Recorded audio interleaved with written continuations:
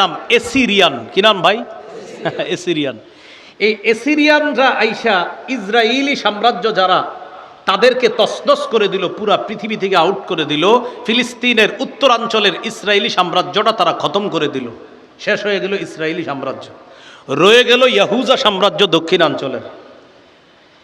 ইরাকের বাদশাহ বখতে নসর, এই বখতে নসর কি করলো?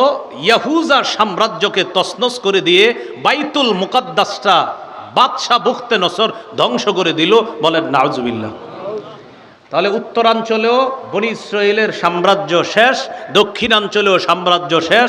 এর মাঝে একটা অঘটন ঘটল, বখতে নসর বাইতুল মুকাদ্দাস ধ্বংস করে দিল। এইভাবে চলতে লাগলো। ইয়াহুজা সাম্রাজ্য আর ইসরায়েলি সাম্রাজ্য তথা বনি ইসরায়েলের সাম্রাজ্যের পতনের পর ফিলিস্তিনে নতুন এক সাম্রাজ্যের আবির্ভাব ঘটল। তাদের নাম বেবিলন সাম্রাজ্য। কি নাম? বেবিলন। তারা 47 বছর ফিলিস্তিন শাসন করল। বেবিলন সাম্রাজ্যের পতন ঘটাইল যারা, তাদের নাম পারস্য। বলেন কি? পারসিকরা বেবিলন সাম্রাজ্যের পতন ঘটায়া ফিলিস্তিন দখল করলো। পারসিকরা ফিলিস্তিন দখল করার পর লম্বা সময় তারা ফিলিস্তিন শাসন করলো। পারসিকদেরকে ফিলিস্তিন থেকে পতন ঘটাইল রোমানদের এক নেতা। এই নেতার নাম হলো আলেকজান্ডার। রোমানদের এক বিরাট সেনাপতি, তার নাম আলেকজান্ডার। কি নাম? এটা আপনারা পাবেন ইতিহাসে। এই আলেকজান্ডার পারসিকদের পতন ঘটায়া রোমানরা ফিলিস্তিনে সাম্রাজ্য গড়ে তুলল। 300 বছরের বেশি রোমানরা ফিলিস্তিন শাসন করল। কয়শো বছরের বেশি? 300 বছর। এই 300 বছরের বেশি সাম্রাজ্য করতে করতে তারা ঘটনা ঘটাইতে আল্লাহ পাক রব্বুল আলামিন দুনিয়াতে একজন নবী পাঠায় দিলেন। তার নাম ঈসা আলাইহিস সালাতু ওয়াস সালাম। কি নাম? ঈসা আলাইহিস সালাম আসার পরেই শুরু হয়ে গেল খ্রিস্ট বর্ষর গণনা। এখন যেটা বলি আমরা 1900 এত, 2000 এত, 2000 এই ঈসা নবী থেকে গণনা, এটা ইংরেজি গণনা। ঈসা নবী আগমন করার পর তাওহীদের দাওয়াত দিল। বেশিরভাগ মানুষ তাওহীদের দাওয়াত গ্রহণ করল না। ইহুদিদের নির্যাতনে জ্বালায় ঈসা নবীকে আল্লাহ উঠায়া নিলেন আসমানে। এখন ঈসা নবী 2 নাম্বার আসমানে জীবিত অবস্থায় আছে। কিয়ামতের আগে ঈসা নবী আসবে, এটা কিয়ামতের বলো আলামতের একটা। ঈসা নবী চলে গেলেন, রোমানরা ফিলিস্তিন শাসন করে। এইভাবে চলতে চলতে ঈসা নবী বিদায় নেওয়ার পর কিছুকাল পর রোমানদের মধ্যে বিশাল একটা জাতি খ্রিস্টান হয়ে যায়। তবে খ্রিস্টান হওয়ার পর ঈসা নবী যে সত্য ধর্ম দুনিয়াতে রেখে গিয়েছিলেন, এই ধর্মটা তারা বিকৃত করে ফেলে পৌত্তলিক ধর্ম এটার মধ্যে ঢুকায় দেয়। তাদের অনেকের বিশ্বাস তৈরি হলো ঈসা নবীকে হত্যা করা হয়েছে শুলিবিদ্ধ করে। পড়ি নাউজুবিল্লাহ। আর আমাদের বিশ্বাস ঈসা নবী কোথায়? জীবিত, আসমানে আছে। আর তাদের বিশ্বাস ঈসা নবীকে হত্যা করা হয়েছে। আরেক দলের বিশ্বাস ঈসা নবীর যেহেতু বাবা নাই, সুতরাং ঈসা নবীর বাবা আল্লাহ। নাউজুবিল্লাহ পড়েন। এটা আরেক দলের বিশ্বাস। আরেক দলের বিশ্বাস হলো ঈসা নবী 3 খোদার এক খোদা। ঈসা নবী 3 খোদার, ইন্নাল্লাহা সালিসু সালাসা।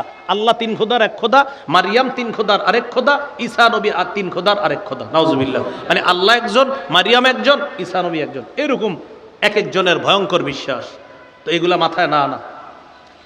ঈসা নবী চলে গেলেন আসমানে। এইভাবে চলতে চলতে 570 বছর পর্যন্ত চলল।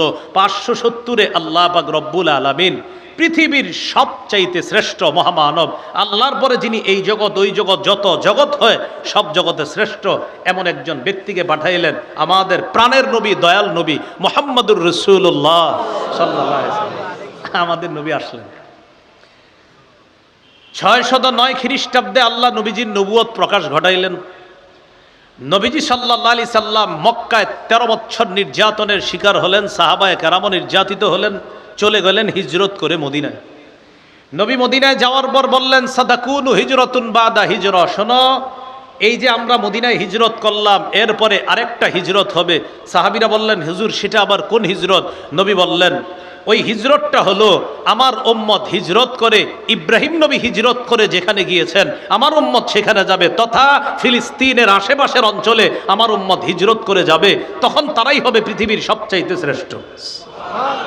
নবী বলছেন তারা হবে পৃথিবীর সবচেয়ে শ্রেষ্ঠ, যারা হিজরত করে সে সিরিয়া যাবে, ফিলিস্তিনের আশেপাশে যাবে। তৈয়ার হন, প্রস্তুত হন। রাসূলুল্লাহ সাল্লাল্লাহু আলাইহি সাল্লাম ফিলিস্তিন নিয়ে খুব ভাবতেন। ইতিমধ্যে রোমান আর পারস্যদের একটা লড়াই হলো। ওই লড়াইয়ের মধ্যে মুসলমানরা চাইতো রোমানদের যেন বিজয় হয়, এটা মুসলমানরা চাইতো। কারণ রোমানরা যদিও মুসলমানরা যারা শিক্ষা দীক্ষায় আগায়া ছিল, পারসিকরা শিক্ষা দীক্ষা ছিল না, শুধু অন্ধবিশ্বাস ছিল, তাই মুসলমানরা রোমানদের পক্ষ অবলম্বন করেছিল যে তারা বিজয় হোক। ঘটনাচক্রে রোমানরা হেরে গেছে। হেরে যাওয়ার পর মুসলমানরা কষ্ট পাইছে, আল্লাহ সান্ত্বনা দিলেন, গলিবাতির রোম, রোমানরা বিজয় হয়েছে।